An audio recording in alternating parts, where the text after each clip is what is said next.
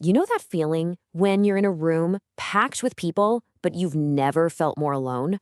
Well, today we're going to get into that. We're talking about the weight of awareness and the deep isolation that can come with it.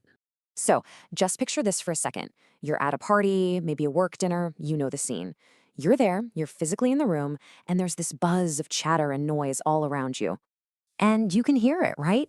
All around you, people are connecting. They're telling stories, they're laughing at jokes.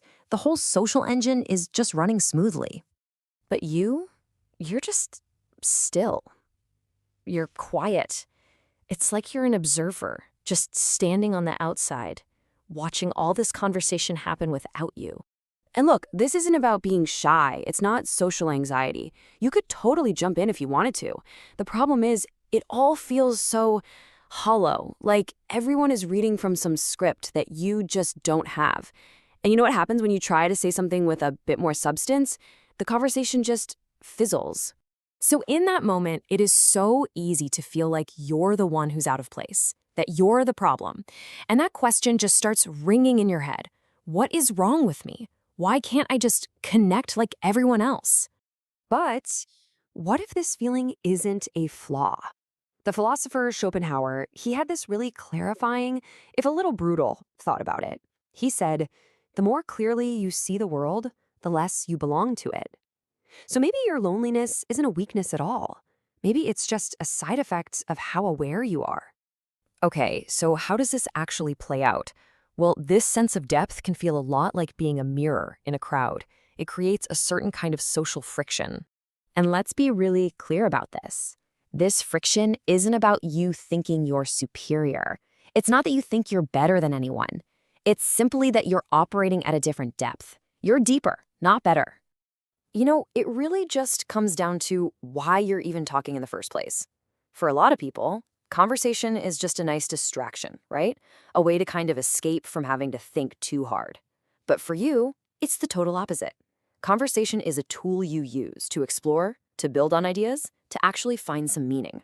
And the result of that, when you bring that depth into a shallow conversation, your curiosity, your questions, they can feel like an interrogation. You, without even meaning to, become a mirror. And a lot of the time, people really don't like what that mirror shows them. And trying to constantly pretend you don't see what you see, it has this incredible emotional cost. It leads to something we can call the exhaustion of acting. See, your mind just isn't built for small talk. It literally craves complexity. It looks for patterns. It wants nuance. This isn't just a preference. It's a fundamental need, kind of like breathing. So to fit in, you have to put on a performance. First, you shrink your thoughts down to fit the size of the conversation. Then you have to pretend to be super invested in stuff that is just draining you. And finally, you laugh along at jokes that honestly feel completely empty. It is a constant, soul-crushing performance. And this is why you leave parties and gatherings feeling so completely wiped out. It's not because you hate people or because you're an introvert. It's because you just spent the last few hours on a stage, playing a role that is the exact opposite of who you are. But there's an even bigger price you pay for this kind of awareness. When you think this deeply, you just can't help but see all the things other people might ignore. You see the contradictions in what they say, the hidden patterns in how they act, the cozy little illusions they build for themselves, and, yeah, the uncomfortable truths everyone is trying so hard to avoid. All of this leads to a state you could call psychological exile. It's when you're physically in the room, but your mind is just somewhere else entirely.